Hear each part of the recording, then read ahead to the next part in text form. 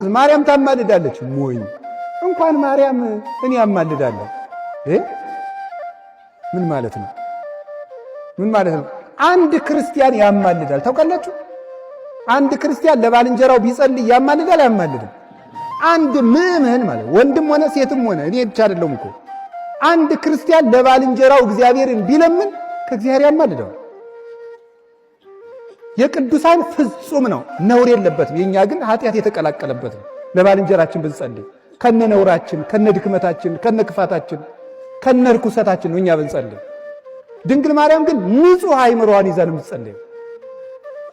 ማንም ሰው ለባልንጀራው የሚጸልይ ባልንጀራውን ከስህተት የሚመልስ ቢኖር እሱ የእግዚአብሔርን ድነት ገንዘብ ያደርጋል ተብሎ አንደኛ ያዕቆብ መልእክት ምዕራፍ 5 ላይ ተጽፎልናል።